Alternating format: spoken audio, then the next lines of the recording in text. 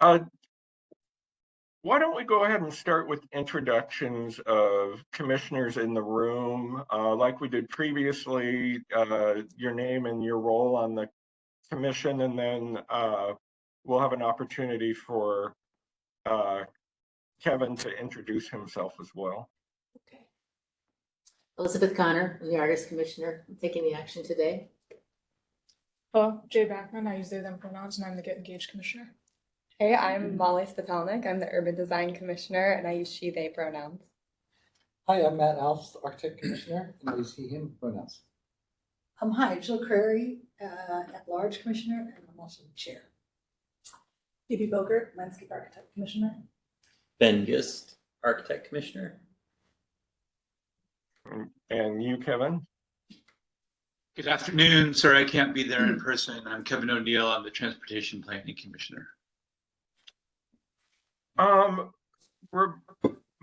or Rebecca, do you want to lead off Sure. introductions for the presentation and development team? Yes, I'll go first. Mark Brand, Site Workshop Landscape Architect. I go by he, him. Ben Rosenfeld, PMB Developer, he, him. Alex Mason, Urban Artworks Project Director, she, her. Becca Fuchs, Urban Site Workshop Landscape Architect, she, her. Jennifer Whalen, Architect with Perkins and Will, I go by she, her. Katie Kendall, Land Use Attorney with Capella Hill, she, her. Ashley Smith, Perkins and Will, Project Manager, she, her. CM Reese, Urban Artworks and Project Lead.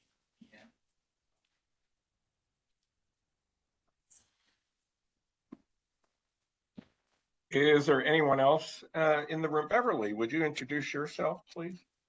Beverly Barnett with Seattle Department of Transportation. Thanks, Beverly. Are there any members of the public today in the room? Ryan Packer with German. Great, thank you, Ryan. And we have additional, Michael. I'm sorry? We have additional members of the public in the room as well. Okay, great. Would you like to introduce yourself, please? Yes, I'm Murtiz Thompson. I'm with the Cascade Community Council. Jose.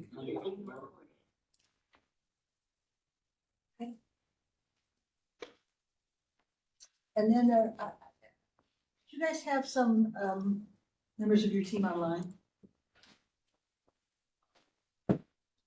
Bill Jenks with PMB is on. That's the only one I recognize. Okay. And I see Liz logged on as well.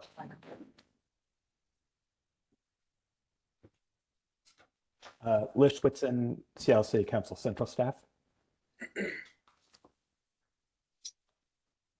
I'm going to go ahead and mute. And I think we have you till 3 o'clock, and I'm sure that Mark, Katie, do you have anything opening before Mark walks us through the presentation? I'm just going to say something quickly as I let a water explode on me, so good. We are excited to be back. You know, last time that we were here, I think in terms of public benefits, everyone agreed on the what. It was just kind of the how and how this is implemented. So the team really went back to figure out, and I think it was really helpful on our side to actually really think through the details of the operations here to make sure that we've got it dialed in, make sure we're committing to something we can commit to. And working with Beverly and Michael has been really helpful, and Urban Artworks has been integral in getting us to move forward. So with that, I'm going to pass it over to Mark to lead the presentation. But we thank you for your input last time. I think it's really made it a smarter project as we go through. Okay, thank you, Katie. Can everybody see that? I think so. Got my full screen here.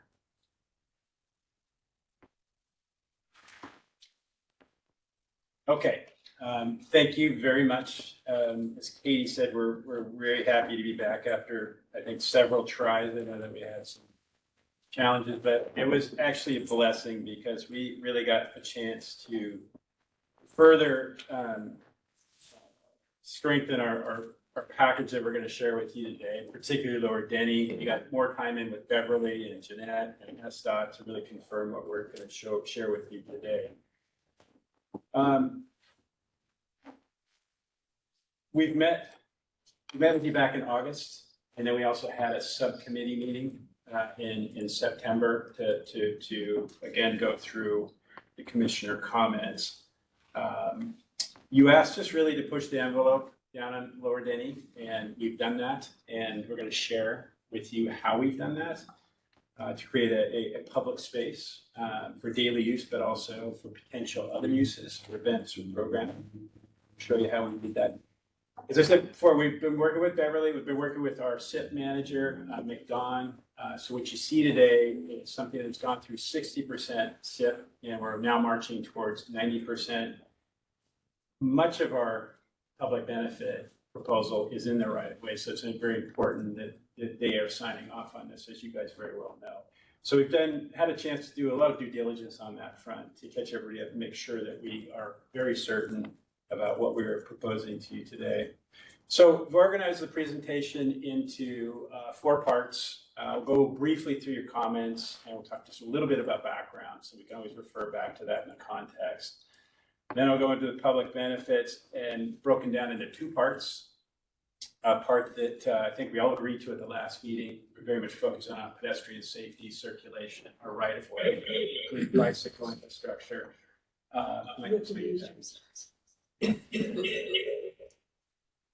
Okay. So turn off the sound and mute yourself. The whole device was. Don't worry, you're not the first. I was just saying. We've all If it didn't We've happen all- in every we've all done it. Success. Yeah, there's got to be some training for this. So focus on Lower Denny, then let's finish with the public benefit matrix at the end and summarize everything. So first jump into your comments, and I've packaged them into two pieces: Lower Denny right-of-way improvements and what we're calling our artistic endeavor. We'll still call it a mural, so interchangeable. The comments on Lower Denny were very practical when we were here last time. The subcommittee had a few other thoughts, which I'll get to in a moment. Focused in on vehicular access, food trucks, long-term and visual access to the space itself, especially the bridge deck, bridge structure on Denny Way. Artistic endeavor, lots of great comments and discussion about that, about ways to approach it with the type of mural that goes up onto the wall. Alex will talk about that in detail, how we get there, how we get through it on approval, work with arts and culture. Again, more just ideas about 3-dimensional approach and its relationship maybe to the East Lake panels. We'll address that as well. And then also the maintenance and repairs. We had stormwater up as last one. Pooja's not with us today, but you've asked us to take that off the table. We've now partnering with SPU in a separate program, which we're very excited about, as are they. And then there were comments about East Lake, and we'll address those as well. At the subcommittee, again, we talked about process with arts and culture, should they be involved or not, the longevity.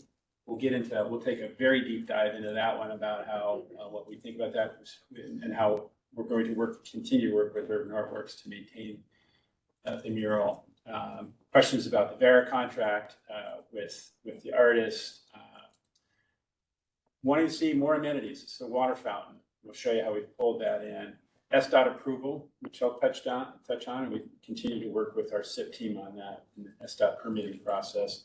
And then there's a question about the dining terrace and its relationship to Lower Denny. So we have some sections and stuff I can show you about the relationship there.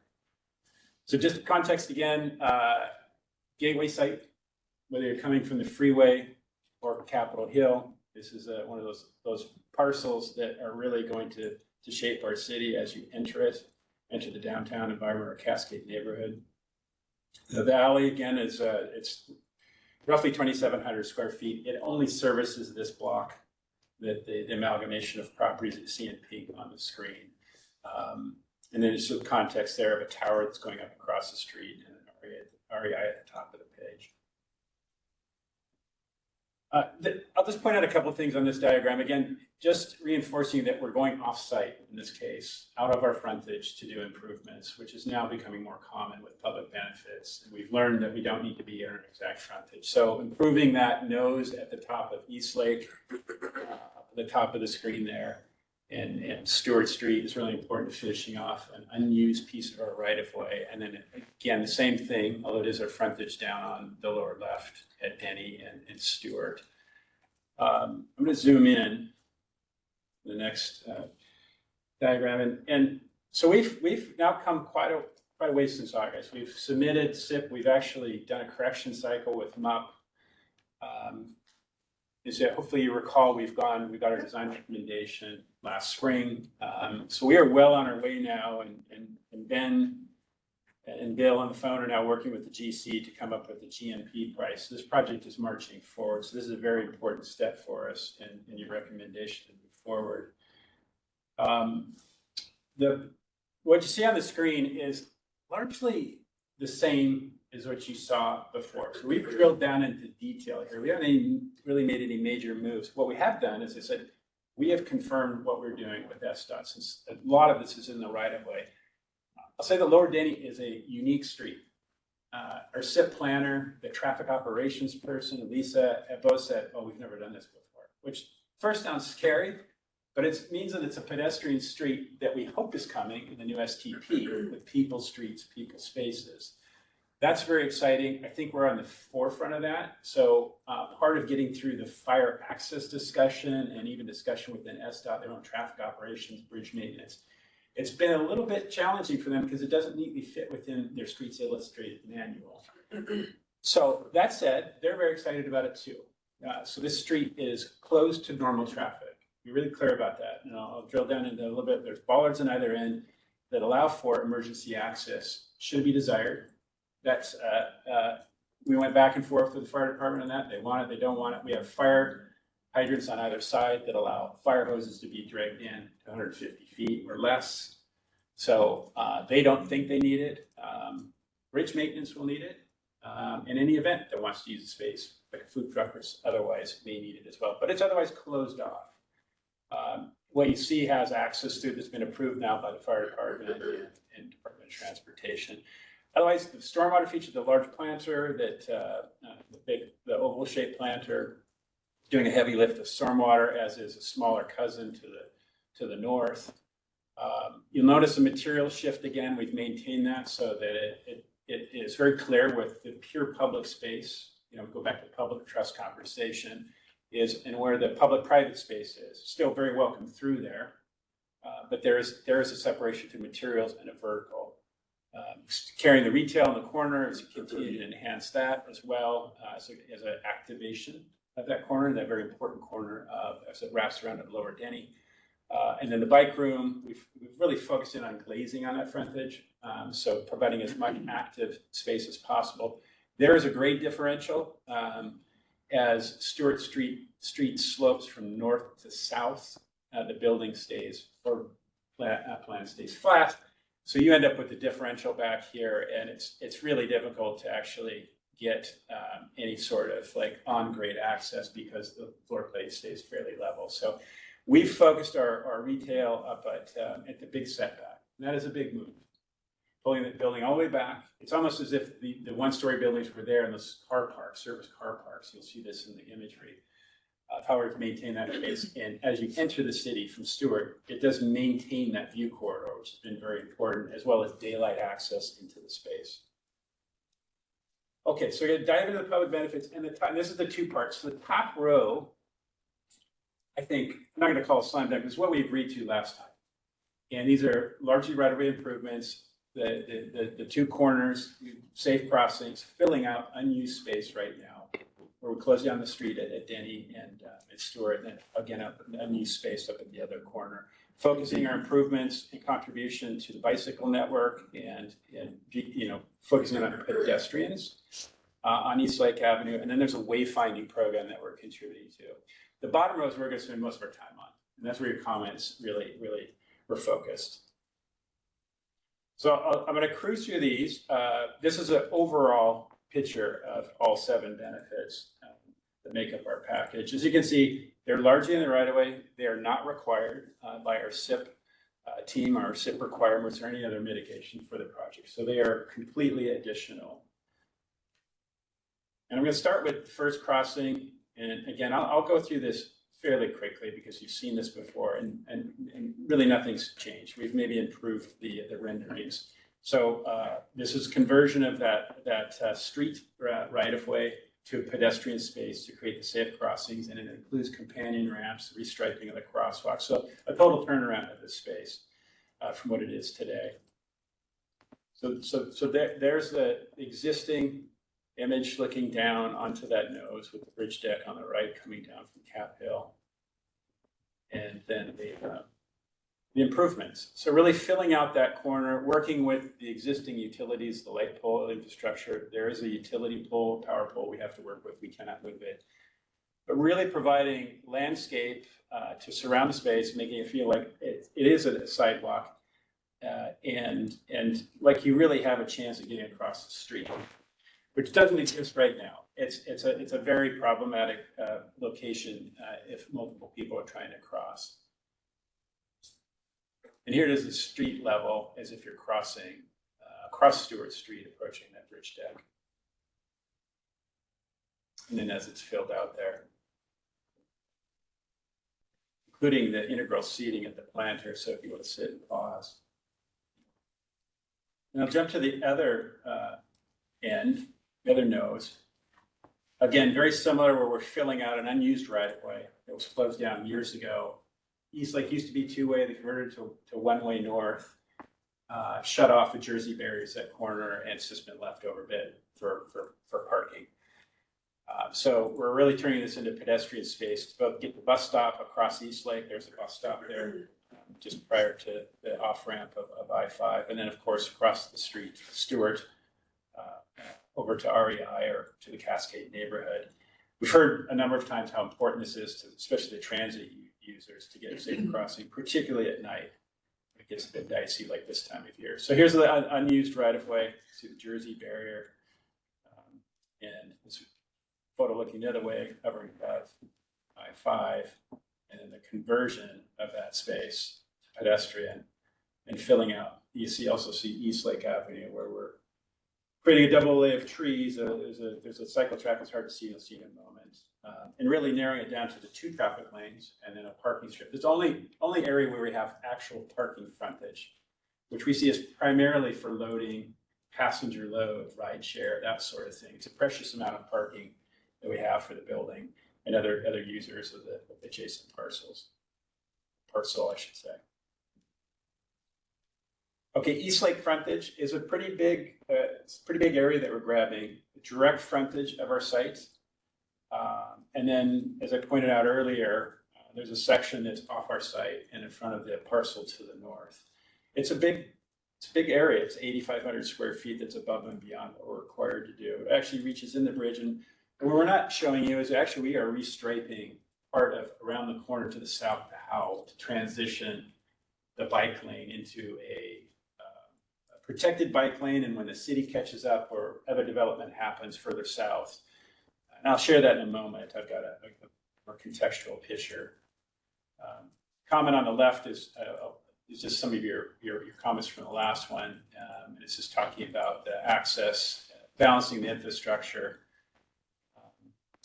with the bridge deck, with the building and everything.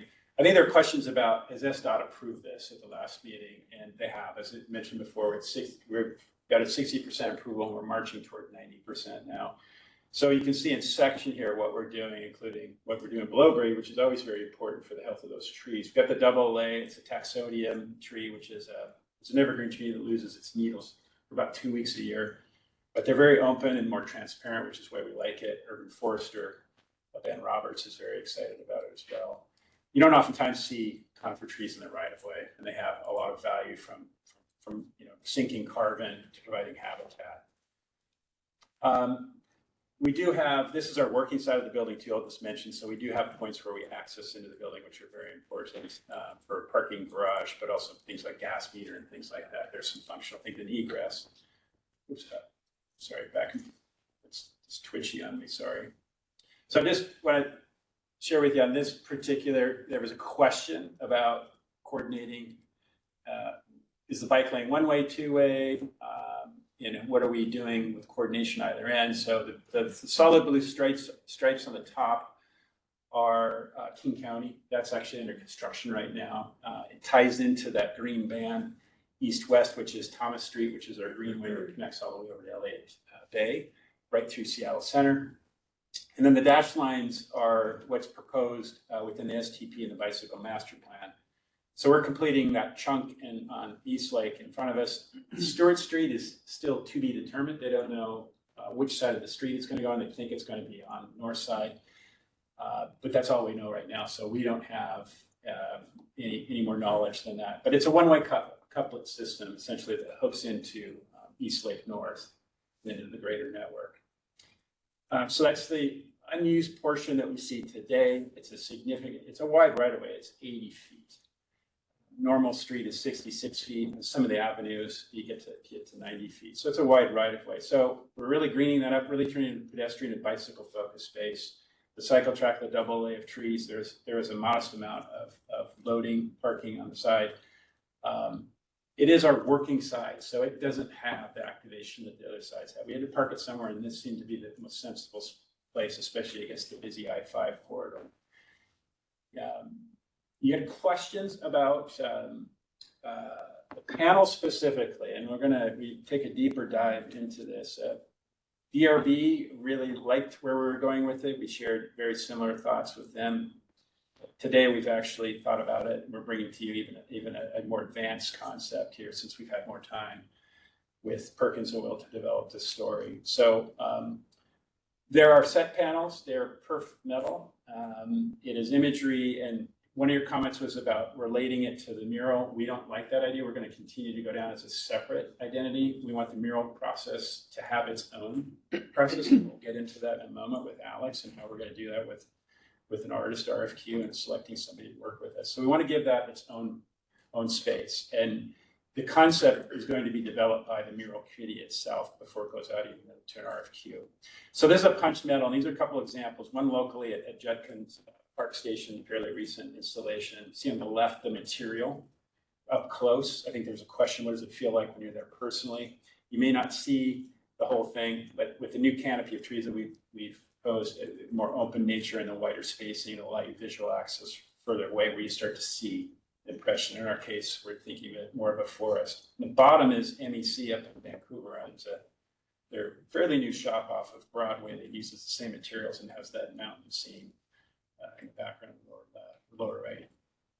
And then these are just other ones from the manufacturer's website, so you can see the different patterns. In this case, very organic. Pull off these shapes. So that's East Lake. That's the pedestrian experience rounded off by what would otherwise be a blank wall, and creating something that is attractive and supports the pedestrian nature of the space.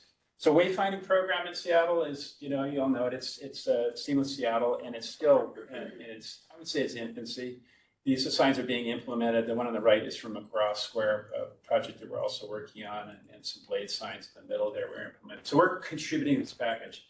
Katie and I have worked on the only private project that did implement these on behalf of SDOT. It was just short of a train wreck because there's so much that you have to do from the artwork. They realized that we need to actually take this in-house. So I've worked with Joshua Gahn on this from Urban Design Department, and they come up with they have a formula for the cost, and that's the contribution. So we've identified 3 signs. They'll implement them. We'll make the contribution, and they'll implement, be in charge. So we may put the footings in. There's still maybe some minor coordination to do with their civ work, but we'll continue to work with them, and they'll produce the actual signs from the company out of Vancouver, BC, called Night Signs.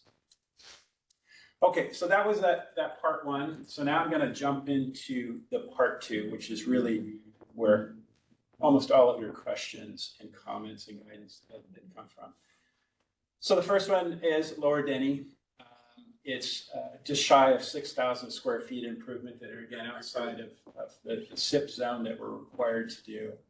And so that's why you see that particular shape. Existing street on the top, and on the lower portion, the proposed section. We shared this with you last time, and now we've got full approval and support. Very recently, Beverly and Jeanette met with the SIP team, with Mick Don, and really went right through this, talked about the very practical things we have to pay attention to and make sure we have approval for. So your comments on the upper left would be clear about the proposal vehicular access to Lower Denny Way. We don't have vehicular access. It is for normal traffic, which is what it is today. That's not, we're closing that down. I was pointed that out earlier with the bollards. That future restaurant tenants, food trucks, we don't know who the restaurant tenant is, but Ben and his team will be very clear about that. And I know sometimes there's friction between the two. It's competitive when you get a food truck in front of your food and beverage outlet. And then food trucks can't come in. It's all permit based. I've been very clear about this, and we'll walk through the process about how you do that when you do it, including Mertis's group, Cascade Neighborhood Council, and if they wanted to program the space, what they're obligated to do. Now here, I've got, we can always refer back to this, but we put spot grades on here so you can start to see the differential as you work further from west to east down Lower Denny. You see the idea that the retail space starts to actually, you start to get several feet of difference, and as you work your way all the way back, you really get a differential from the bike room. That said, we've maintained vision glass. So we're really trying to let the light spill out and let the visual access to the space to really feel like a safe, secure space as you move through it, especially as you move to the eastern portion, where it gets a little bit more quiet. So the access through, we've got a 20-foot access through all the way. So we've been very careful to maintain that for both maintenance and emergency vehicles should they use it. The other thing I'll point out here is the offset from the bridge deck is 5 feet. That's a clearance zone to get to the face to do maintenance, including even our own mural. And here it is in section 2, that 5-foot clear zone on the left of the screen there. This also shows you the public benefits section. So we've got that 12-foot frontage that's required. That's not part of that 57, that the square footage of public benefit.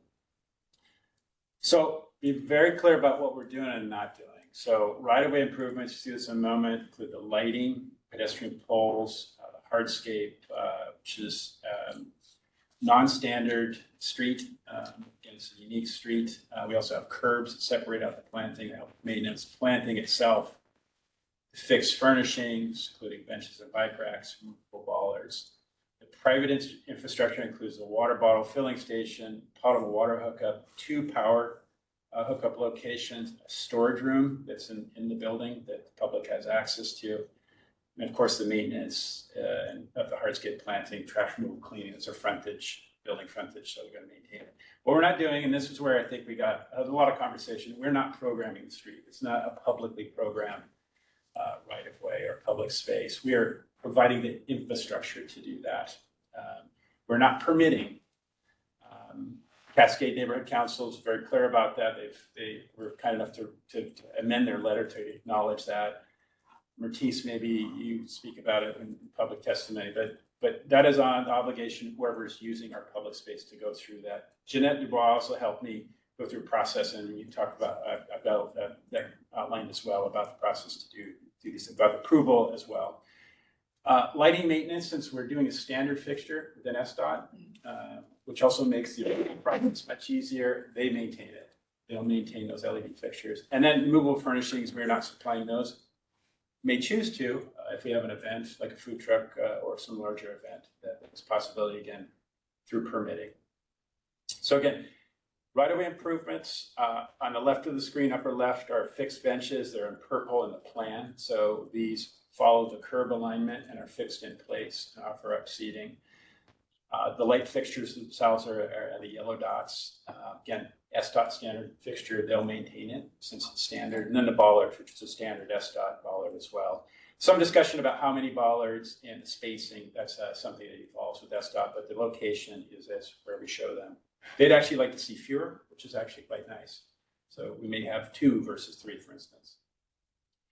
Then now we're getting onto the private area. So off of the right-of-way, this is where you really asked us to amp it up.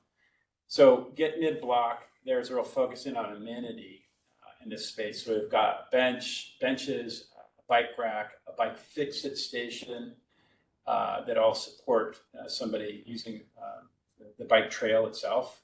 They may choose to stop here. And it also includes a water bottle filling station on the right.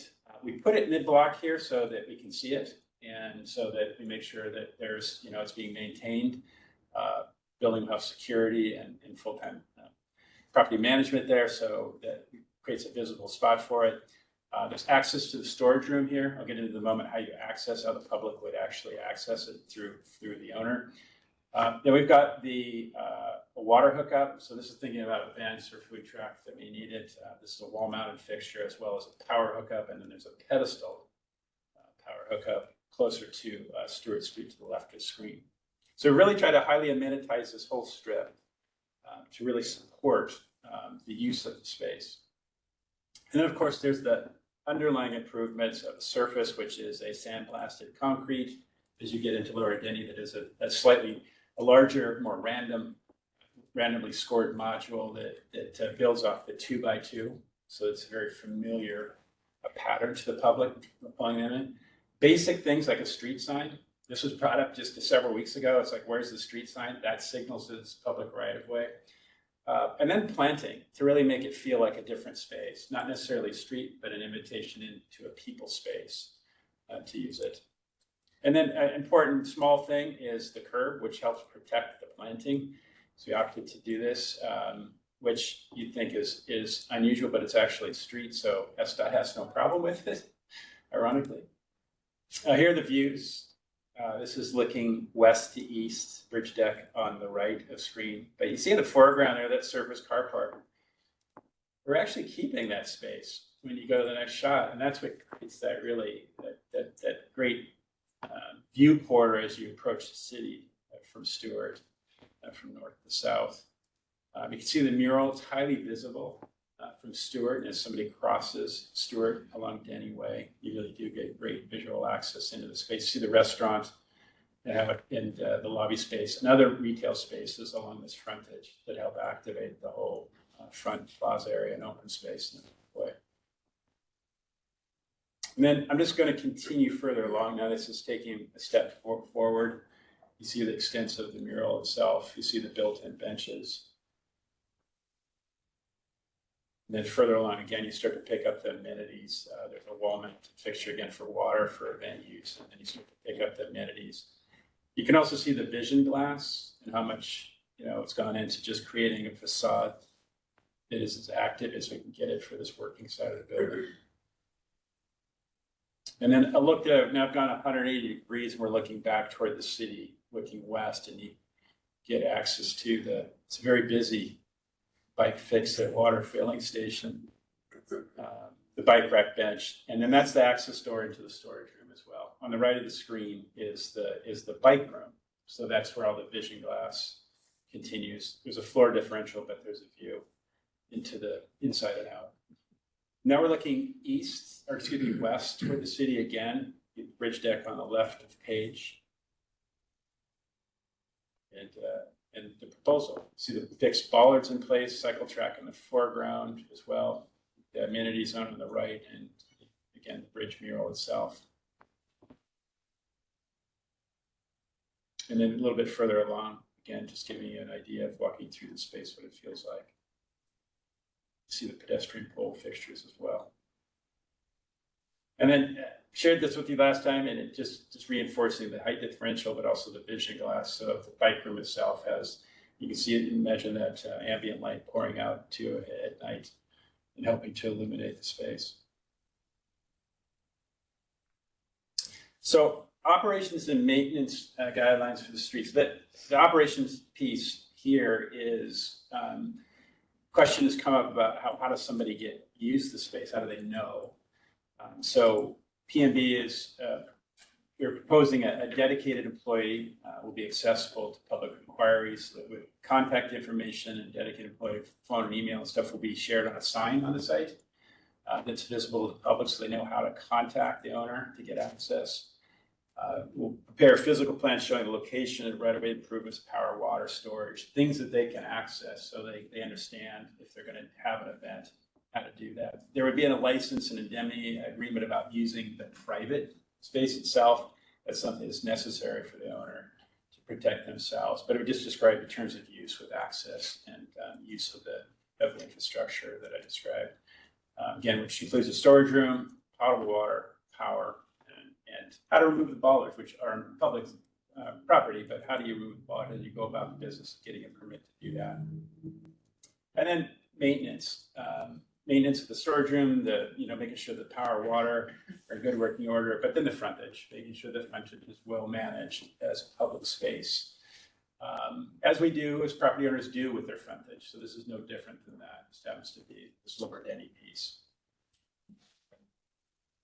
And then we thought about pulling this because it's confused the discussion in the past, but I think it's important to how people could use the space. And we try to get as real as possible with this. And this represents how Cascade Neighborhood Council use it. They have an art walk, a seasonal art walk that they have right now at their, in the Cascade Neighborhood at Lakeside Apartments. They like the idea of using this space as good visual access.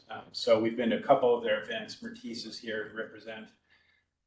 And so this is part of them actually, and it's a bite size. We're not overdoing it here. This is how they could use it, and so we've even put tents up to sit in inclement weather. They could protect the artwork.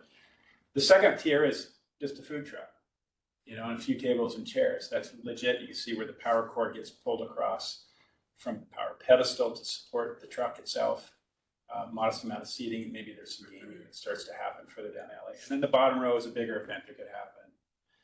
And just really filling that space out. And when we've got a long stretch of space, maybe there's some gaming or something that happens to one end that they can work with the sloping street. The street does slope 4 to 5%, so that's not nothing. Got to contend with that if we do some events or have games. And then I'm just going to walk you through. This is the art walk. Again, it's not full blown, but it is Cascade Neighborhood Council, and it's right sized for them. A single food truck with a few movable furnishings, and then a larger event filling up the space. Okay. We're going to move on to the artistic endeavor / mural on the Denny Overpass. I'm going to say a couple of things and then let Alex take over. The artwork, we have changed a couple of things. We have reduced the size. We are no longer underneath the bridge. We're concerned as part of a long-term maintenance that might not be manageable. Might get ourselves, we still may opt to be, but we don't want it to be included as an obligation because of the potential challenges with it. So we've really focused in on that north face of the bridge, which equals 3,200 square feet. We're also proposing a 50-year term. Worked with Michael on this and talked to Beverly about it, but it's important for Lish, to think about policy and how we're meeting it. And so we bookended with a 50-year term, and we're going to show you how we're going to manage that, both short-term maintenance and the long-term maintenance of the actual mural itself. Alex, I'm going to turn it over to you.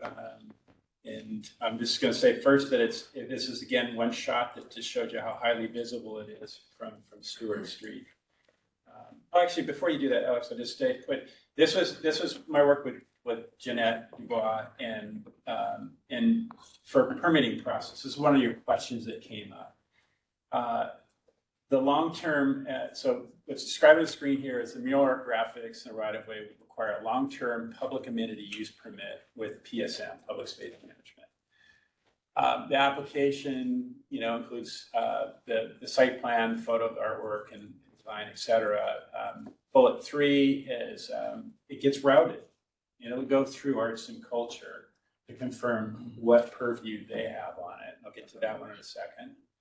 And then at the end, we need a construction staging permit, and we can't get that until we get there, where this project won't be implemented until sometime the second half of 2025. So there's a ways to go. Alex is going to go through the phases to get the artwork, which will end up with a piece of an artist and an actual proposal that we can take to council first quarter next year when we get there.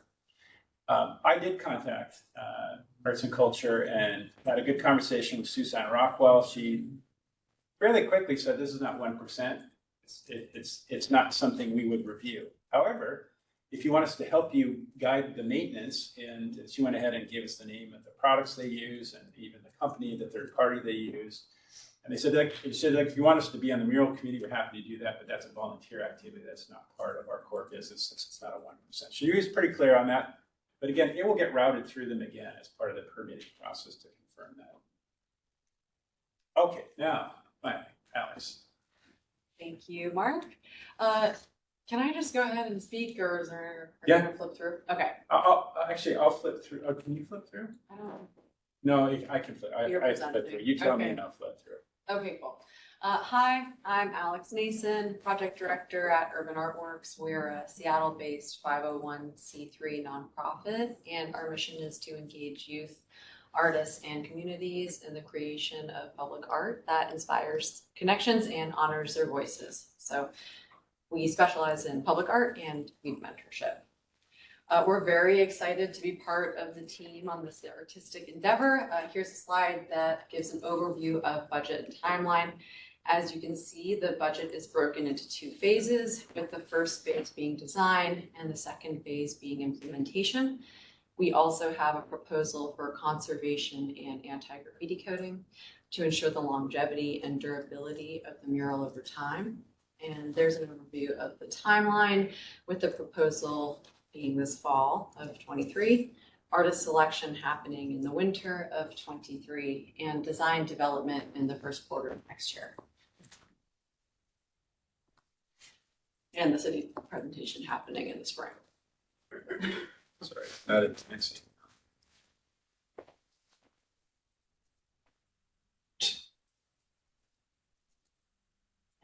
Sorry. There we go. Yeah. So here's a breakdown of phase 1, which is the RFQ, RFP, and concept design phase. It begins with the establishment of the Artistic Endeavor Committee, which includes key stakeholders from the community, including the Seattle Design Commission. This committee will be making key decisions throughout the process. Once the committee has been established, we'll move into the step of artistic direction, where Urban Artworks will guide the committee through the RFQ and RFP process. We will create an RFQ draft once the committee has identified the narrative and vision. And Urban Artworks will be crafting that RFQ draft for local artist submissions. We'll be only asking for existing samples of work at that phase. Then will be the step of RFQ review and approval, where the RFQ will be reviewed and approved by the committee. And Urban Artworks will distribute that among our local artists and community networks. Once the RFQ deadline is passed, Urban Artworks will consolidate and present the RFQ responses to the committee. And the committee will select 2 artists in reviewing the RFQ to participate in the next round of an RFP, creating a proposal of initial concepts. In the RFP draft and distribution step, Urban Artworks will draft an RFP for the committee to review, and we will handle artist outreach and communication and payment. Next will be artist selection, where the committee determines which proposal to actually present to the city. And then Urban Artworks will work with Site Workshop to prepare that presentation of the artist to the city. We will facilitate a meeting with the selected artist and the committee to discuss that concept and go through rounds of direction and feedback. Moving into design development, where Urban Artworks will work directly with the artist, providing support and guidance throughout the feedback and revision process, which typically takes about 2 rounds, but. Again, I'll just reinforce that this is all an idea, Beverly, to get, and Lish to get the concept so we can share that with subcommittee and full council when we get there in the first quarter of next year. And here's a breakdown of phase 2, which is the community engagement and implementation phase. It includes production planning, where we'll make sure to support the artists with whatever they need to create the artwork successfully. Wall prep, in which we will trace and transfer the image. Community engagement, in which we will create a sign-up link to share with the community so people can participate. Community paint day events, which include up to 2 paint day events that Urban Artworks will plan, organize, and facilitate. So people can actually paint alongside one another together. And then touch-ups and completion. So after those paint day events occur, we'll ensure that the artistic endeavor is painted to the artists and the committee's expectations.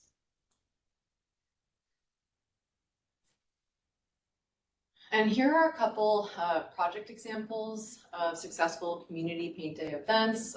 Most recently, in July of this year, we hosted a huge paint day with the Museum of Flight for their Art and Flight exhibit. This mural is designed by local artist Esmeralda Vasquez and produced by about 200 participants, and it's a one-day event.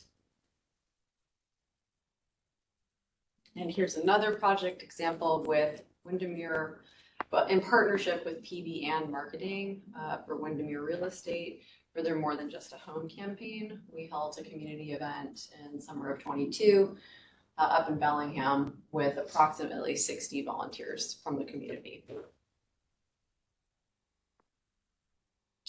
So as the artwork at 1305 Stewart is intended to be permanent, lasting at least 50 years, it's important to discuss the paint that we'll actually be making the mural with. We will be using Duration, which is a premier exterior latex paint by Sherwin-Williams. It has special technology for binding and durability. There's a couple benefits of the paint outlined there. And to ensure that the mural lasts 50 plus years, we will be using, and to facilitate regular maintenance, 2 additional biodegradable conservation grade products shown here called Mural Shield and World's Best Anti-Graffiti Coating will be applied on top of the latex paint. So Mural Shield is a conservation grade coating that works essentially as a consolidating protective barrier, increases binding and adhesion, and really increases, ups the vibrance of the mural colors as well as durability over time. Mural Shield is a solvent-based product that's applied with a sprayer. And World's Best Anti-Graffiti Coating is a sacrificial layer that's applied on top of the Mural Shield. Sacrificial means it can be sacrificed. So if you spray, if you power wash it, it will wash off and take all the graffiti with it. So this is a great way this is the best way to protect a mural from any kind of harmful vandalism without actually harming the mural when you clean it. Because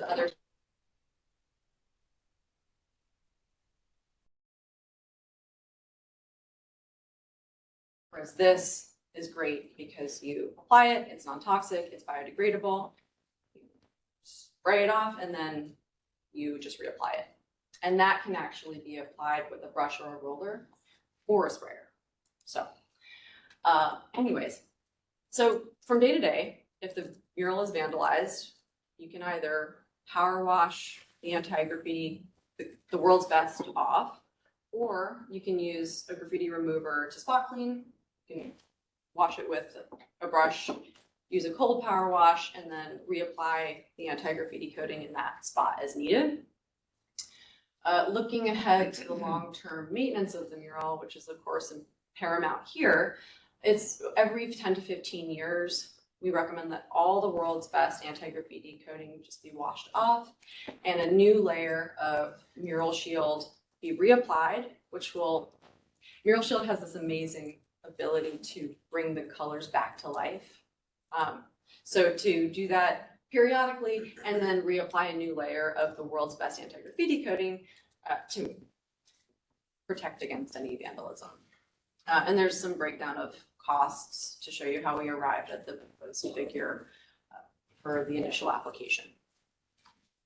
I'll just add that this was something that Ben was also very interested in as an owner to make sure he knew what he was getting into with a 50-year term. And so, you know, it's kind of a blessing that it was brought up because it's a cost and they've got to be certain about this or have more predictability about it. So it was a good exercise to go through to understand, like, okay, long-term engagement with urban artworks, what are we looking at if something happens to it short term, and then often do we have to go in and reapply things. So it was a good exercise for everybody to go through. A great quality of Mural Shield is that you can paint over it again and again. So if there was ever a desire to change the artwork for whatever the reason might be at this location, the graffiti coating can be easily washed off and a new design can be painted on top of the Mural Shield that's already there. Urban Artworks will, as part of our proposal, we will include the first year of maintenance for the mural, and during that period, we will work with the maintenance staff on site to ensure that they are well equipped to continue with the maintenance of the mural. And that will include a packet that can live with the building owners and with the maintenance team in perpetuity. And another important aspect to discuss is the VERA waiver. This protects the city and the property owner from any liability associated with future mural removal or destruction. And it also provides a royalty-free license to use the artwork for public purpose. So we have included this on other public projects we have done, and we would introduce this with the initial RFQ, provide a link to the artists, and also explain that engaging on the project means signing the VERA waiver. Okay, thank you, Alex. That's great. So I'll just end on the matrix. I'm not going to get into detail on this, but we can always go back to it. It was probably included in the packet that you received. So it's itemized as much as we can. This is something important as we move forward with Beverly and Lish. We start to itemize these things and put it into a draft ordinance. Costs on the right. And then again, the Lower Denny infrastructure and the Bureau itself have all been itemized and calculated. With that, that's the end of our presentation. I just want to say one other thing. So Jose is a high school student, and think about him as a Get Engaged member. And he interviewed me today, and he's been shouting at me. So he's from Idea High School. I don't mean to embarrass you, Jose. You don't have to say anything. Except that he's with you. Yeah. So it's great that he could attend and see this as he considers his future as well. So thanks for being here, Jose. Thank you. So next, thank you very much. I think we're at agency comments, is that right? Michael's on mute, so I do believe. Yes. Mr. Stewart, Is that his little voice saying yes? Yes. Okay. Oh, thank you. Yeah, I think the project looks really good. I think in the last time when we were looking at public benefit, I think there needed to be some clarity about what the experience was going to be like for the pedestrians on the east and west side of the street. And I think that's been cleared up. I had some questions about the amount of landscaping and clearance requirements from City Light, which are resolved. And I think with the change in the natural drainage on the Stewart side, I think it was really important that the commission see exactly what was being proposed. I think those are really well resolved. I think a couple of the strongest public benefit features are the pedestrian connections, particularly at Stewart. That is just excellent. And I think it really provides a very, very important, I don't want to call it a gateway element, but it really acts like that. It's so clear and provides so much space for pedestrians to move about in the area that I think it's really quite important. I think the idea of this being a pedestrian street, even if it's kind of a new typology for the city is really good here. I think that a space for pedestrians and bikes to move around between Capitol Hill and South Lake Union and all the growth there is really good. I think the one question we've had, I think the Commission and SDOT and others is looking at, since there's, a bridge abutment on one side, and since the building isn't able to provide a lot of main entries, what is the experience like on Lower Denny, and how do we get people to feel like it is really a safe and viable pedestrian connection? So I think looking at kind of the blend of elevated amenities for public benefit and the standard kinds of amenities like street lights that make it feel really public. I think we've gone as far as we can in terms of getting like entries or anything on the building side on Lower Denny. I think the window treatments are a really good gesture. It does feel a lot more kind of open, and I think adding even the smaller things like the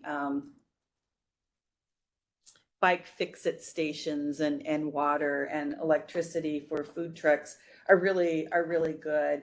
I do think the wayfinding program is also going to be important in making those connections. So I think it looks good. I think on the mural, when we first looked at the mural, that bridge is not that attractive. So the idea of having something bright and colorful, great idea. I think I was very worried about the longevity. I think the proposal for 50 years is reasonable. I think we've all talked kind of individually and in different meetings. There's not a specific date that the city council has provided for amenities like this. When we look at something associated with a project like a plaza that's adjacent to a building, it's going to last as long as the building lasts. So it might be there. What does the building last? 150 years? I heard something that like an average building in the United States, a new one, is 40 years. That's absurd, isn't it? Oh, okay. Not Ben's. It's 100. It's like 1,000 years. Yeah. Actually, I have a lot of buildings that are over 40 years old. Anyway, that's. Yeah. So this building we know would be longer than that, and that would really give us something, an association and a time frame. When we look at offsite amenities, it's harder to tell how long they can and will last. And I think the city council has expressed an interest in amenities that maybe serve a different community or in public benefit features that provide connectivity. And so if we're looking at bike or pedestrian trail connections or amenities in pocket parks, we don't know that they're going to last 100 years, but we think they're really important. And I think it speaks to the council wanting to see things that are maybe not as associated with the big corporate building. So, it's kind of a balance there. I feel like the 50 years seems reasonable. I think, when we get at council, I'm sure we'll have a discussion with the new committee on how we judge and what time frame is really appropriate, which I'm sure will be an interesting conversation. I think I would want to hear the commission's take on that, and whether, given the presentation, since I'm not an artist or an architect, is it reasonable that what they're proposing really get us to 50?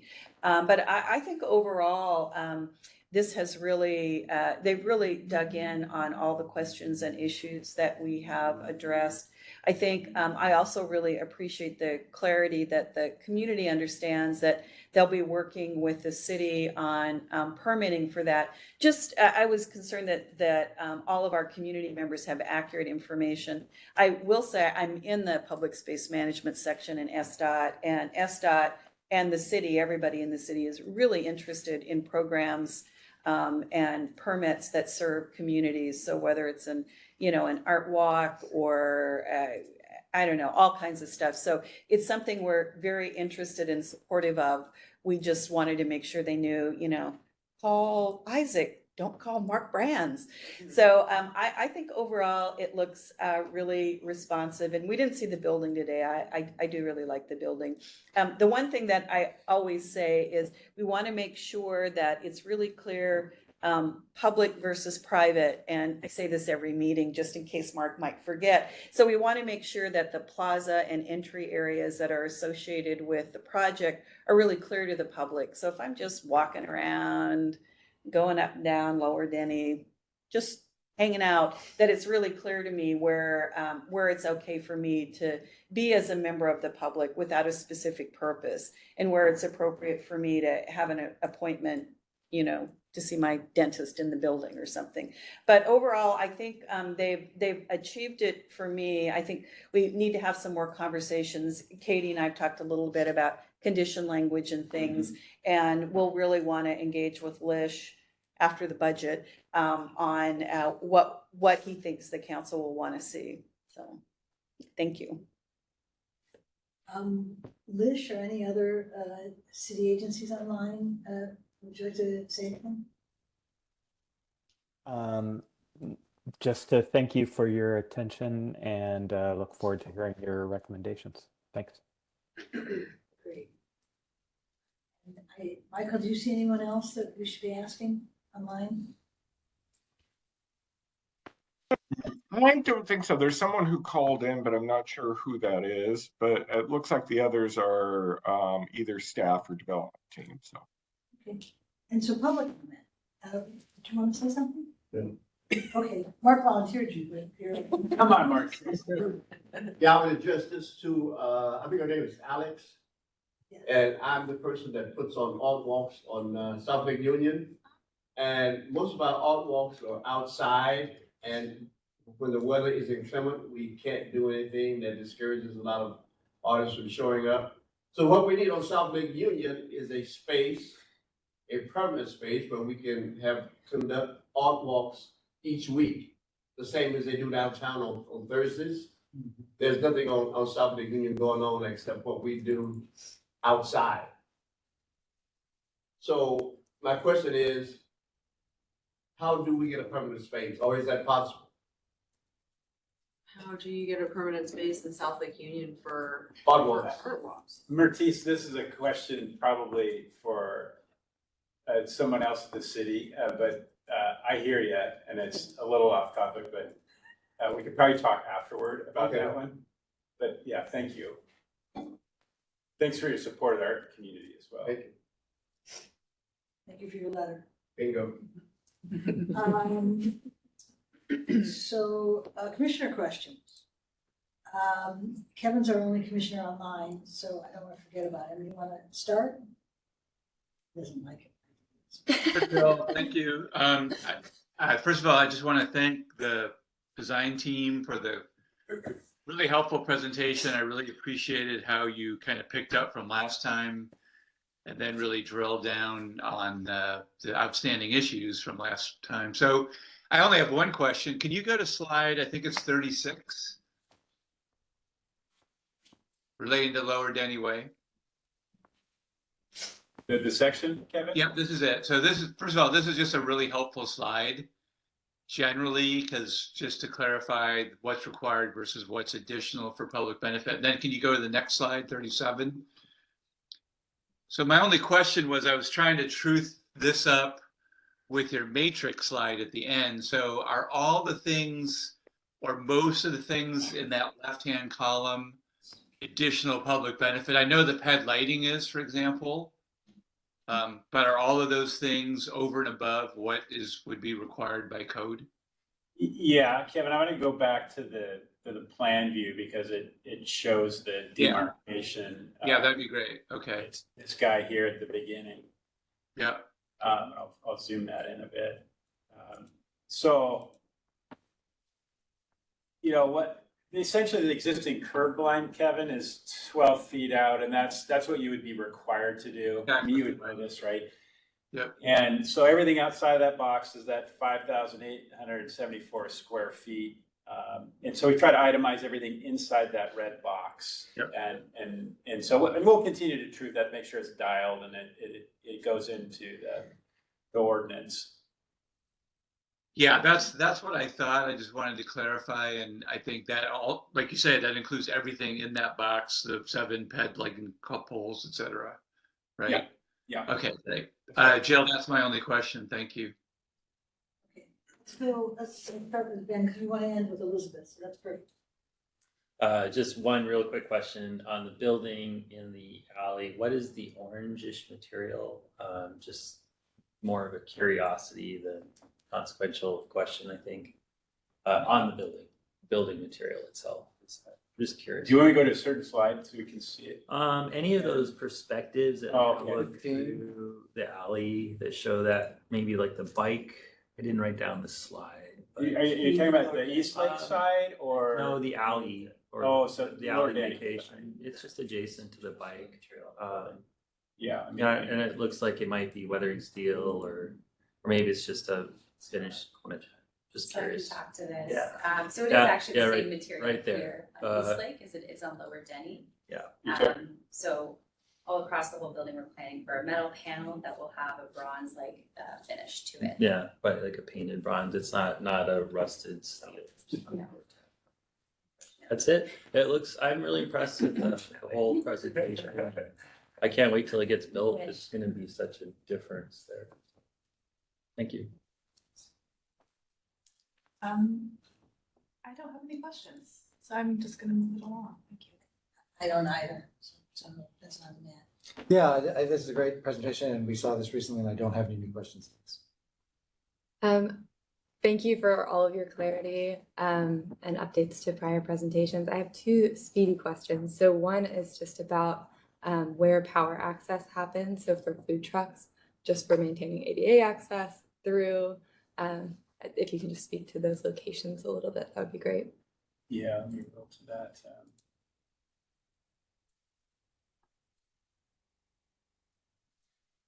So there's a pedestal pole which got closer to that highly visible and accessible end of Lower Denny, the western end. So thinking that that's probably where a food truck would park, so that was an easy pull for them. Mm-hmm. It's a right of way, so it's as accessible as it can be. So it's 5%. It varies a little bit, or length of it. This is a tricky area that, we wanted to make sure we had an accessible access up into the plaza. So that is accessible. It's less than 5%, so it's a sloping itself. Then, I'm not sure if I'm answering your question, Molly, but the accessibility, it's a sloping walk, let's say. It's a street, but it's a sloping walk. It's roughly 5%. Becca, am I accurate there? It's not more than 5%. It's not more than 5% that you can get right up But to 2% the amenities there, the infrastructure that we're providing. Was that your question? There's one additional piece to it, which is if you've shown some food trucks that are up against the wall. And so also a question would be when you're pulling power from where you're showing the power there to the food truck, how are you doing so? Yeah, so there would be a power cord pulled across, and you would have one of those rubber speed bumps that house. That's what we're thinking, right? So there's no conduit to pull it through. Yeah, I was curious if there is possibility for it to be pulled under the. We could definitely check on that. It's going to be an SDOT call on that, but we'll note that as something that to potentially get. So we were very careful to put that infrastructure on the private side so that we could do it without question. Once you get non-standard, which a lot of this would be, you enter the deviation world. And so we were trying to create fewer obstacles. But I hear what you're saying, and it creates literally a bump. Yeah. That for a wheelchair, it could be a major issue. Great, thank you. And the only other one was along East Lake. I appreciated the public feel of the bike lane and the some of the amenities that are available to the public up against the building. What are the methods to help indicate the publicness of that bike maintenance location as they kind of tuck into the building, Massey? Yeah, good question. And I think it's what Beverly or somebody, the signage. And so the wayfinding signage that Katie and I have been involved with, some of the limited stuff that's been involved, this is over at U Village, for instance. It was a connection between the Burke Hillman and New Village as part of another vacation, street vacation in this case. And it does indicate things like that. It has space on the area signs in this case. What I showed you was a nudge sign and area sign. I don't know, I'll just show you the actual sign itself. I don't know the last time you guys had a presentation from Urban Design about the program, but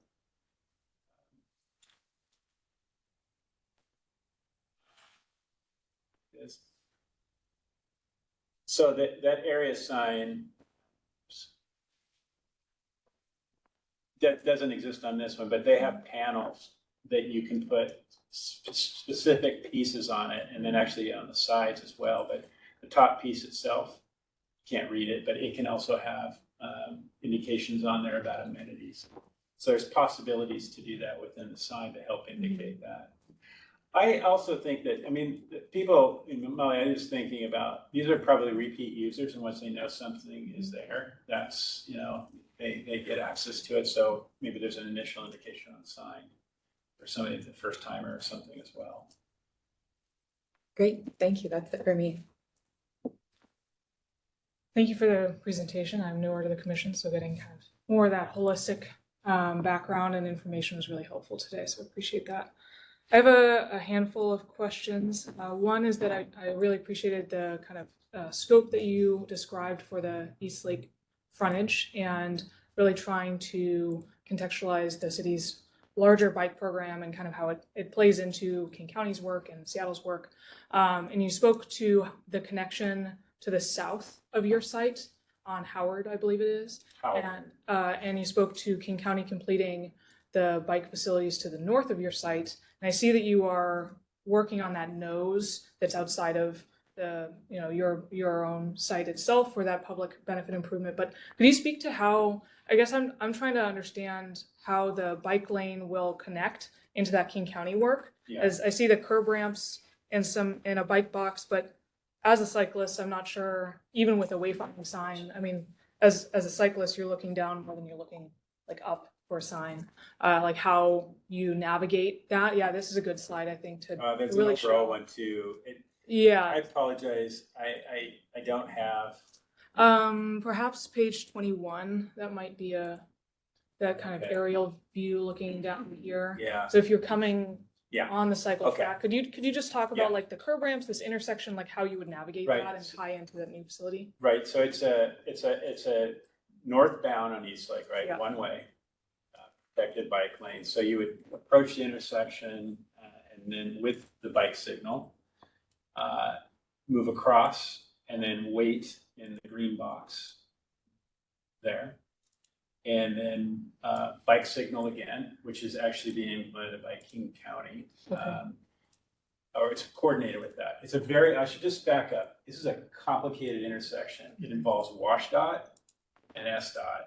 And to get them WashDOT, as you maybe know, takes a lot of doing and is well beyond our reach within this project. So with SDOT, we determined like, look, let's not even get engaged with that. Let's just work with the existing signalization of what King County is doing.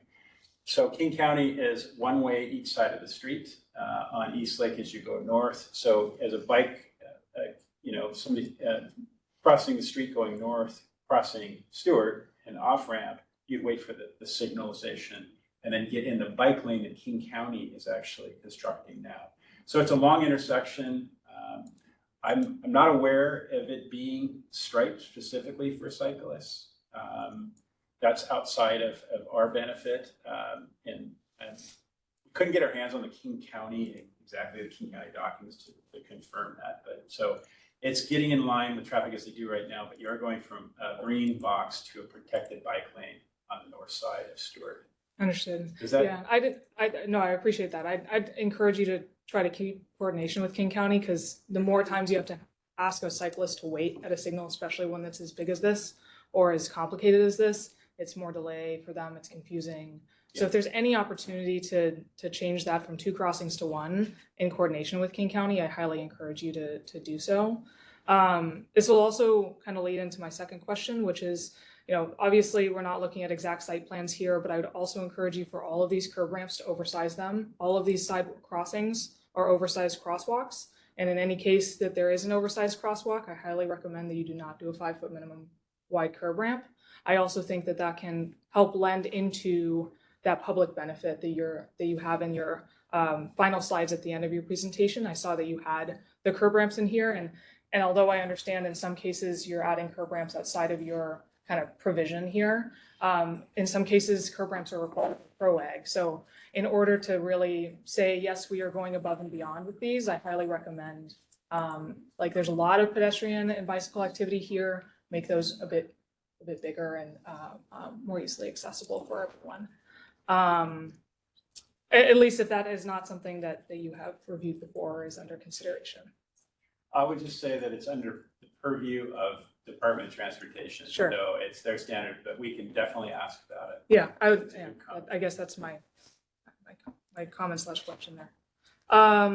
My last question is, have you been in coordination with Seattle City Light? I saw that there's an existing overhead power pole on the corner of your site, and if there was any opportunity with them to coordinate getting that underground.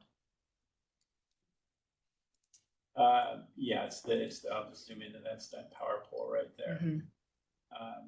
It's a major endeavor. Yeah. It feeds across Stewart and to along Yale Avenue to the north. So it's a pretty major endeavor, and it's one that we initially asked. That was something that was beyond our reach, let's say. To do. Is there an opportunity, even if you leave this existing power pole, is there an opportunity for you to even put in a vault and some conduit for future tie-in so that your site doesn't have to get torn up in, say, 20 years when Seattle City Light does come in and want to make that connection? Yeah. It's possible, but probably not feasible because you have to stop. It's a crossing of Stewart, an arterial street, and which is part of the issue. There's a domino effect that happens with it. Yeah. And so all I can say is we did an initial feasibility analysis, which included City Light, and it was like, boy, that's the whole project. So I figured. I appreciate your comment because we thought about it. I've been in that position of it is a domino, and it's exactly the way to put it. But I figured I'd ask just in case it had not been brought up. My last question is, has pedestrian level illumination analysis been completed? Yeah, we have a lighting designer, Little Fish Studio, and they've provided the analysis. Okay. Yeah, I saw that on the East Lake frontage that the headlighting was between the bike lane and the road, and I just wanted to make sure that it would trickle through enough to the sidewalk there. Yeah, and I'll just say, Jay, that it is a carefully orchestrated, and Becca knows this well, the offset from the trees so that the illumination is hitting sidewalk and the path. So we're very careful about the spacing. Facade lighting. Right. To make up for that, because the reason the poles are out there the sidewalk is so SEL can access them. Okay. Thank you. Yeah. Those are my questions. Thank you. Thanks. Good to see you again on this project. I have some questions related to the art. And well, actually, I do have a question. How has it migrated from mural to artistic endeavor? I can't even say it. Yeah, Michael, you want to answer that? How do we get to artistic endeavor? Yeah. Mouthful. I have no idea. I couldn't say mural anymore. I just couldn't say mural. So I thought, well, artistic endeavor. It has less, it's a little more florid, but doesn't say mural. So, for what it's worth. But back to questions. Public infrastructure, public use, how much of that would I say I'm from the Cascade neighborhood? Would I need to check in with someone during business hours for all of those amenities, including water bottle, filling? Well, I mean, I would say to like access the storage room or anything like that they'll have a key contact that will be available, you know, within business hours and likely beyond. But in terms of accessing the water bottle, that will be open to the public at any time. Anybody can go in and fill up. Okay, so the one that is the water. That is 24/7. Yeah, that's 24/7. And everything else does have to be accessed during business hour. And if I have the key, I have to return it. It's coordinated during business hours, but then if there's special considerations for a weekend event or something, we'll be able to provide access. Elizabeth Whitney tried, maybe didn't do a good job of it, but there's a dedicated employee that would be accessible on site, probably beyond business hours too, if something were to happen. Yeah, right? Just sure. on site full time. So you'd have to go in the building and, I'd just text or Text, call, email, yeah. so there could be some kind of signage on that public space? Yeah, There in will fact, be. that's what we're saying. Yeah.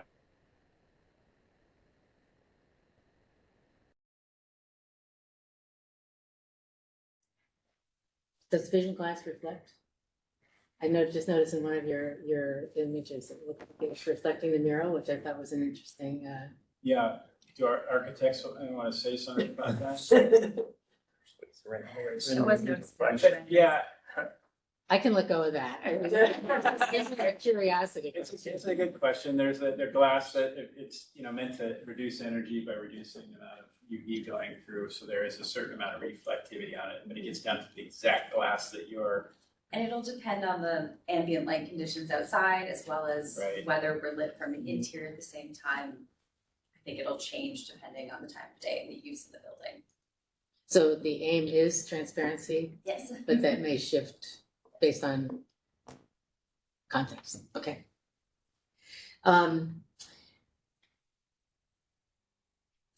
Products that relate to the 50-year life cycle.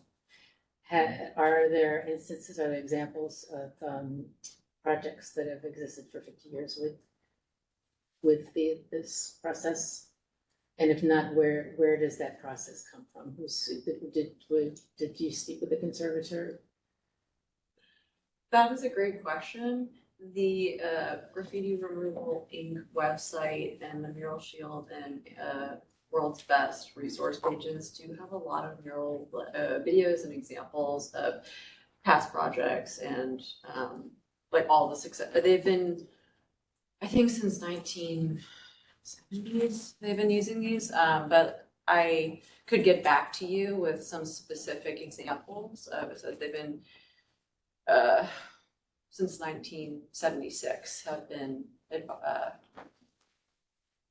using these products. So, well, actually, on their site says that they've partnered with Social and Public Art Resource Center out of Venice, California, called SPARK, which is responsible for the preservation and maintenance of any large and important historic murals, and have been advising artists, cities, and public planners since 1976. So I'd have to get back to you with some specific examples of murals that have. Spark might be a good resource. Yeah, yeah. As opposed to the people making the money on it. Yeah, but that's a really good question. So, yeah. And since you have participatory painters, what's the way the artist in charge or you all, how are you going to control for how that paint gets applied for the longevity question? Yeah, that's also a great question. I say every paint day event is customized and has its own nuances based on the project and who the artist is and really like what we're doing. While we've made tons of signups and hosted dozens of events with lots of people at them. In this case, I would say when we're doing the call for art, and working with whatever artist is selected, a part of that design process and guiding the artist would be sharing our experience with paint days, what's been successful. Typically, that is large areas of color that's easily applied by, like anyone can do it. And our team is there to provide guidance and advice on technique, like what we've found to be successful in our experience, especially with paint days that have, hundreds of people, is breaking the day into groups that we can comfortably manage and support. And then at the start of each group, providing advice and technique, like support to people, getting as detailed as here's how I'm dipping this into the paint and how I'm applying it to the wall and or with a roller, just so people can, with little to no experience, know what they're doing. We'll also tailor the sign up so that and be clear that anyone with kids or with less experience or less comfort painting come earlier in the day. So we actually kind of quality control through the day and then also build from the ground up. So you have kids or people with access doing lower than ground sections, right? And then people that are more comfortable getting a little higher or taller people, what have you, can do their bits towards the end of the day. So in this case, we would want to strategically and thoughtfully plan out the day and then also staff accordingly, you know, so that there's enough people there who are our experienced painters that can lend support not only in the beginning of a session, but also during the session and kind of staff that just so there's a reasonable amount of people per staff that you could kind of go up and help or make sure that, you know, things are remaining orderly and stuff. So Thanks. yeah. That's really helpful. Liz, what I might suggest too, that, I mean, arts and culture, Suzanne and their group, they've got, you know, a lot of experience too. That, and not Urban Artworks has a ton of experience, but we could even, they offered up to say share their maintenance observations as well. So that could be a continued. So are you taking advantage of that at this point then? So you know. We have been to a limited extent. She shared their contacts and products they use, so we've already gone through that. But to talk about, okay, what are examples of, you know, these longer term and lessons learned, that sort of thing. So there's some shared resource there, lessons learned, possibly take advantage of. So that is part of your process prior to going into council. We're currently engaged with it Okay. right now, yeah. Terrific. Let's see. So artist selection pronto then, right? But That's our next order of business. It really is to get the community together. Yeah, to Okay. get, we've already contacted everybody, and so we need somebody from this commission, maybe you, to be on. So that's the next step, is to get that organized. And also related, did you develop the VARA waiver? Did Urban Artworks develop it, or did that come from somewhere else? No, it's from 1990. From an It's- agency? I or- think it's the first federally passed. It's a The, form. the waiver that you're asking people to It's a say. form. It's a form. Oh, right. It's a form, right? The VERA Act. Oh, sorry, what's the 1990. It's a form. We didn't develop it. Have we got it together yet? I just want to know what the source is for that waiver, That's not. because it is Right that there. stuff. Yeah, That's not Yeah. letterhead on. Okay, Yeah, excuse me. The act itself is from 1990, but the waiver is the rest of it. got it. That's okay. VARA is not exactly, it's kind of opaque. So I think it might be good to also to look at the arts office's VARA waiver. There's a little bit of language that's slightly different that prevents use of artists' imagery for any kind of profit, and that's not in there. Not that Beverly's going to go out and make a profit on any of this, but might just check. Retirement game. I think that's pretty close to what I have. Is with 24/7 access to this space, not with water, how is that going to be, what's the relationship of the building to that space at night, for example? Yeah, I mean, we're gonna have security at our building. We're likely gonna have a person, but we're certainly gonna have technology, cameras and stuff like that. We're not obviously gonna be taking responsibility for the security of the right of way, but there will be a presence there. And in terms of, the infrastructure, like the water bottle filler, that's gonna be there. And if someone wants to go get a drink of water, have at it. Got it. Thanks. I'm slightly curious about the perforated metal wall. You did decide to make that imagery completely separate from neighborhood history as well? We did, yeah. We just want to give the mural and the committee and the artist their own opportunity. So part of, as Alex described, with the mural committee is to develop, a narrative that we'd like the artist to focus in on. And so we just wanted to have them as separate personalities, if you will. Could be related at the end of the day, but we don't have the artist on board yet, mural committee on board, so wanted to let that process happen. And how is the community involved in that? Because I did see that Cascade is interested in Music Street.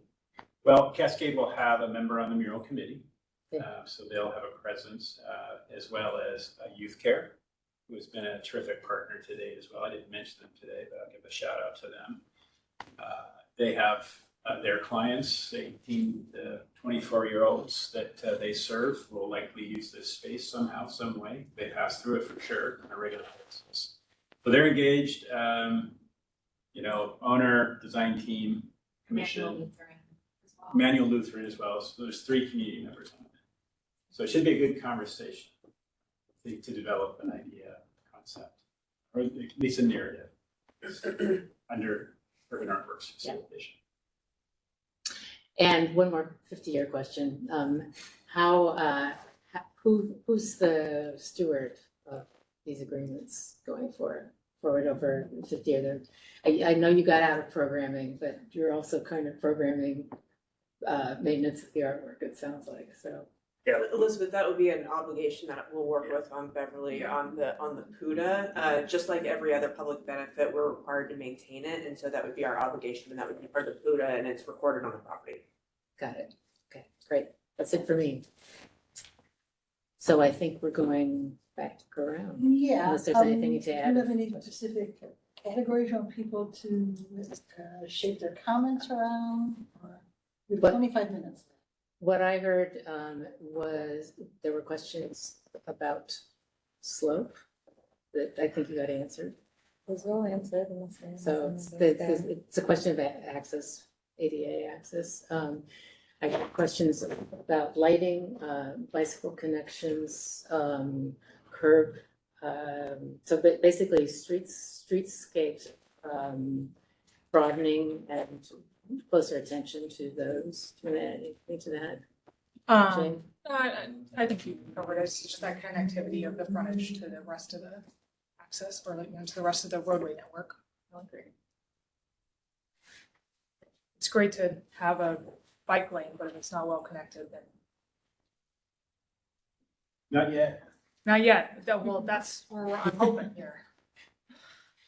So also questions about the longevity of the artwork, and in addition, what is public and what is private, both from the standpoint of activities and maintenance and literal access 24/7 or not. The clarity of that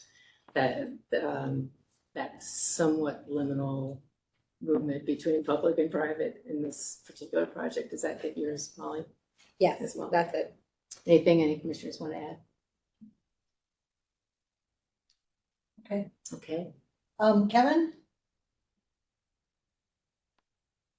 Within those, I don't know if you could hear everything Elizabeth said, but and whatever comments you have. Yeah, I mean, so I appreciated the Q&A. I mean, I think this responds really well to the discussion from the August meeting. I think that was a strong package of public benefit. I think we had some outstanding questions, and frankly, there were some loose ends. From my perspective, I think those have mostly been resolved. I really appreciate the focus here on pedestrian improvements at the 2 intersections, the wayfinding, the East Lake improvements at the PBL. I asked the same questions at the August meeting that Jay did about how that connects to the broader system, because that is important. I think, frankly, that's incumbent on the city to make sure that's a good connection. I think the applicant is doing their thing by creating the bike lane adjacent to their property. And I still had some outstanding questions about the Lower Denny Way improvements, but I think those have been responded to. I also really appreciate the focus on PED lighting in this project. That's really important at this site. So, speaking for myself, I'm very satisfied with this package of public benefits, and look forward, like Ben said, look forward to seeing the project completed. So those are mainly my comments. Thanks, Joe. I already said great project, love the presentation. I guess one just comment is the bridge even going to be there in 50 years? Because I know WashDOT's like doing their whole infrastructure thing, so I don't even know. I think it's gonna be great. And I really, you piqued my curiosity about the graffiti removal and coding. I know that always comes up in buildings generally, and so that was a real great explanation of how that stuff works for me on a personal note. And no, just great job on any comments. Sorry that. Sounds good. Thank you all. I think this has been a good process. I don't think I was in the subcommittee, but I did do a pre-review of this before I came back in. And so I really do feel like you hit, kind of echoing just what Kevin said, I think you've hit and all the concerns really to a very much like 95% degree, and like you can't answer everything. I don't think you can know sure that it will be a 50-year, but I think all the efforts you're making is on the right track, and so I applaud you for that. And I do think some of the pieces that are really resonate with me are just looking at Lower Denny and looking at what we do have actually for every single piece of the public right of way that exists there now. And I think this really does speak loudly to being a huge public benefit, on all the triangles and on the noses you call them. So definitely appreciate it, and I don't have much more to say today. Thank you. Great thing. I agree. I'm absolutely prepared to move this forward. I understand that there's this inherent tension between paint and 50 years. And those two things don't really make that much sense with each other. I understand the need for it to be a permanent improvement, and I think anecdotally, I find one, the Sloop Tavern's been there since '78. But I was just there the other day. Well, and I've been there since '78. So, the one in my neighborhood got repainted this. It got repainted because they had new ideas and new artists, and it'd been there for 20 years in Seagold. So I won't be here 50 years from now, and I think that there'll be new ideas and new things. And I think that what you're being asked for is a commitment, and you're making it.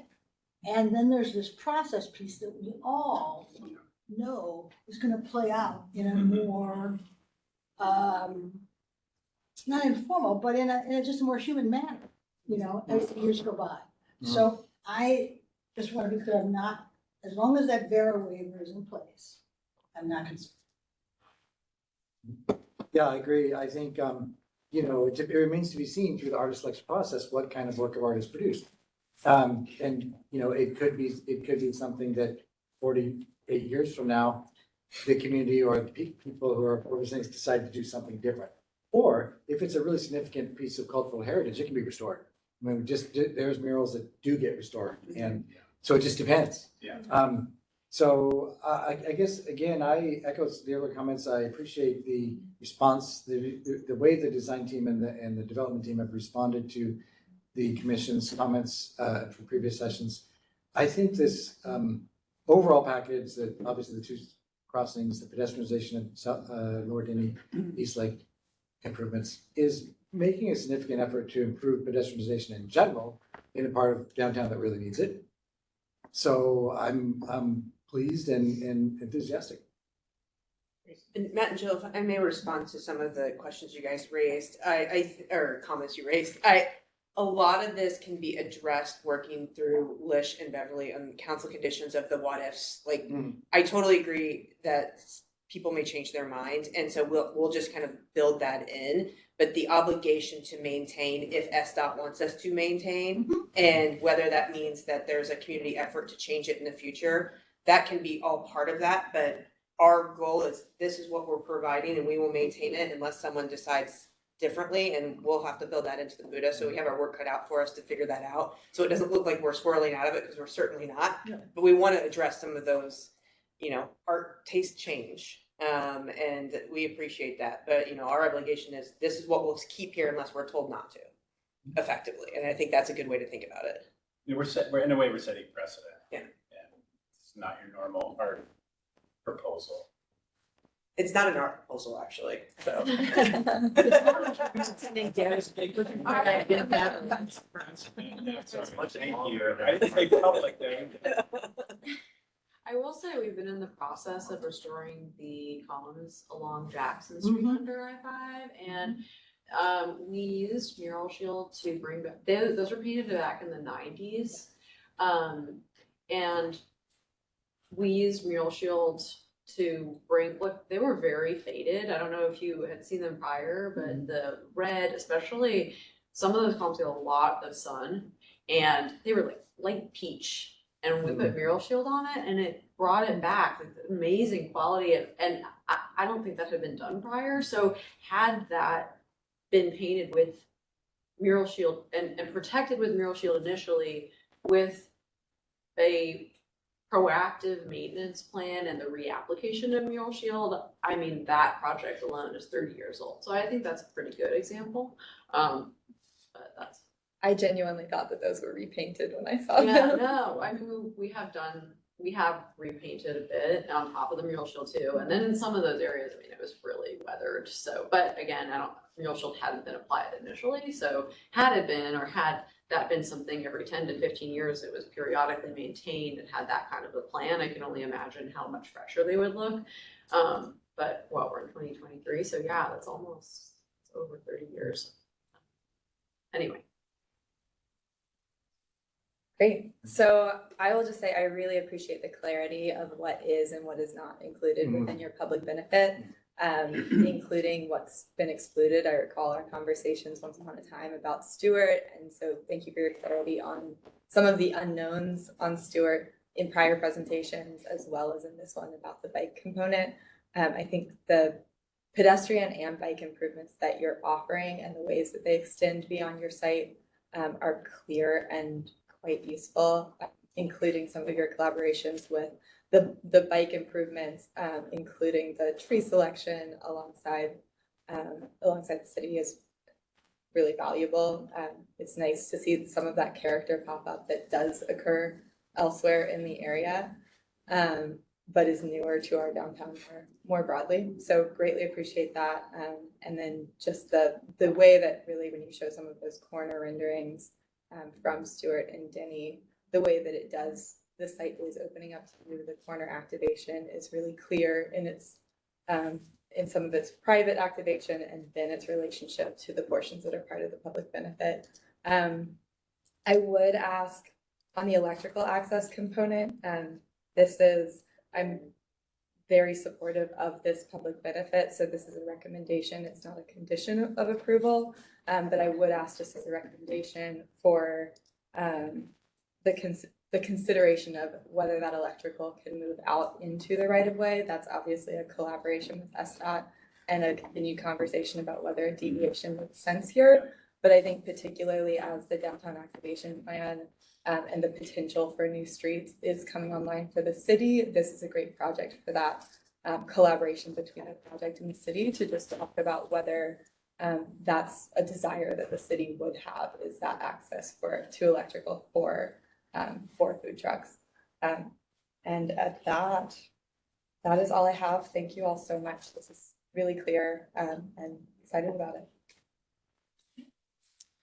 Thank you for your presentation, and all in all, I'm on board with everything that you guys have presented today. I think you have been not only really mindful about what you're providing on your site, but also, as Molly kind of explained, that the clarity between on-site and the public zone and what you're providing kind of outside of that right-of-way line. And I've really appreciated that clarity. I've also appreciated the consideration you've had in making sure those connections are improving to get to and from your site. And I encourage you to continue those thoughts and considerations for how this site lands in the greater picture of this region and this area of Seattle, and how, if you're creating this great space to be in, how people are going to get to it and leave from it in a safe and connected manner. So that's fine.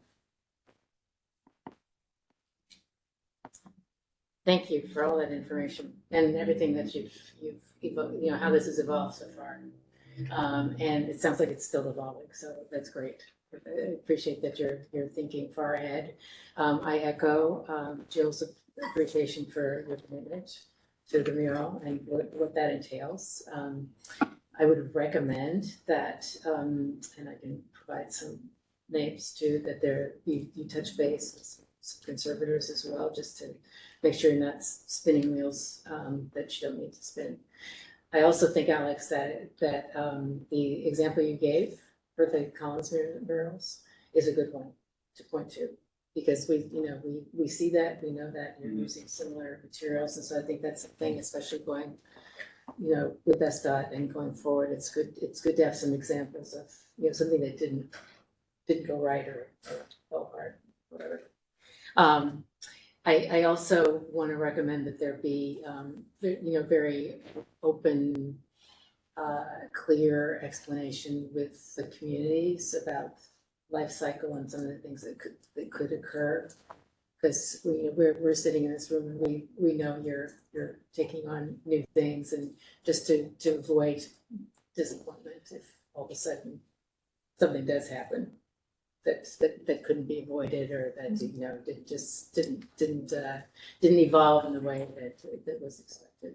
Just saying, hey, we're doing this. This is what we're planning, and this doesn't always happen, and it's a special kind of case. I also do appreciate all the visual gateway into this space. I think it's very powerful, and it's just a life-changing kind of intervention for circulating along that space. It's great, and it's respectful to that neighborhood to have it be much more gorgeous. So theoretically, you have a chance to ask us some clarifying questions. You might have already had that little bit of back and forth. What was that? That's my question. That was the fourth, not the back. Yeah, I mean, I think the guidance that you have given and some of your recommendations that we can explore are pretty clear. I don't know if the design team has any other questions. No, only just the statement that this is, of course, our right of way. And so there are lots of great, some good comments here that we'll carry forward to our SIP team. And it's just subject to, what we can deviate from within SDOT. Unfortunately, the people streets aren't here yet. But that would make allowances for some of this. So we'll give it an absolute shot. We've been pushing them, so it's good. We've got a good SIP team. So we're hopeful that we can continue to push the envelope here.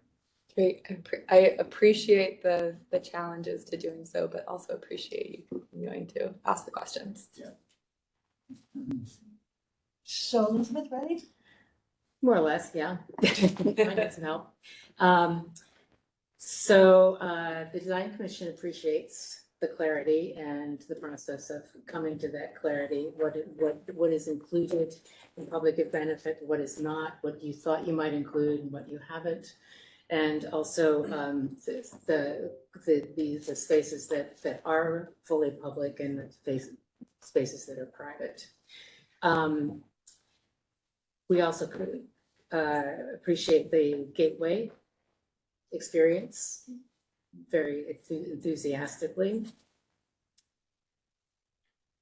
Pedestrian lighting as well.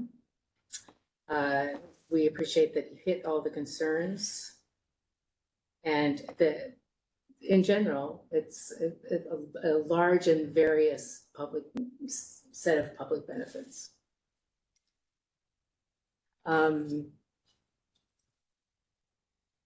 Recommendations include really continuing to look at connections to and from the site, safe and clear connections. Also being, once again, clear, continuing to be clear about what is on-site, what's off-site, what's public, what's private. A consultation with a conservator regarding maintenance and life cycle of the mural, just for some additional information. And potential reconnection to electrical recommendation for electrical to move into the right of way. Molly, say that To better. continue to explore the opportunity for that. Okay. Anything I missed? No, I think you got, So we're voting to approve with recommendations. Yes, if that's what you've. That's what I'm hearing. Does anybody not? What are the recommendations? I'm Yeah, sorry. hit those again. I thought. I'll repeat those again.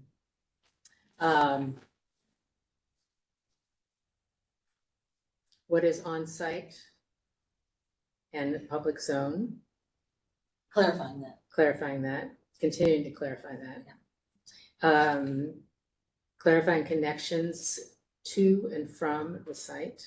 Which would include the bike. Which include bike. Yeah. Recommendation to consult the conservator for more information. Alex and I have to keep nodding each other for more information about a long life cycle and how that can be obtained. And say it again, Molly. So I'm sorry, I just wasn't clear if those are recommendations. Yes, they're not conditions. They're not conditions. That's what They're I. not Gotcha. And then the last one was about continuing to work with us. Yeah. Yes, continuing to work with SDOT to determine whether it is a good idea to move the electrical into the right of way. You heard her, right? Got it. Yep. I wrote it. Okay. I got it. Mark's got me. Anything else for the good of the order? Okay, so we're taking. Elizabeth, votes. sorry. Sorry? Sorry, before we vote, so it's a vote to approve with recommendations. Are there any proposed conditions as well, or? No. There are no proposed conditions. Okay, got it. Thank you. So Kevin, do you want to start with a vote? Sure, thanks for the clarification. I vote to approve with recommendations. Thanks.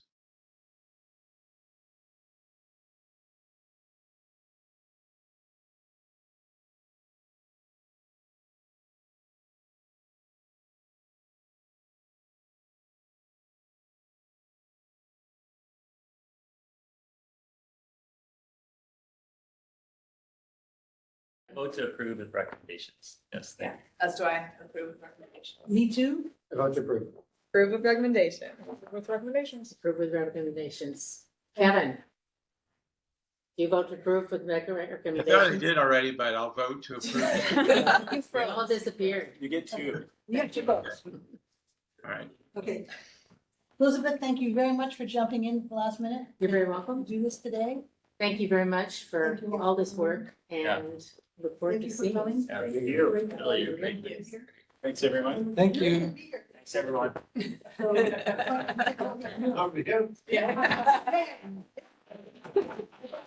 Mark and team, thank you so much for the hard work. It showed. Is that okay? That makes sense. Yeah. Oh, Mike, are you trying to speak? Thank you.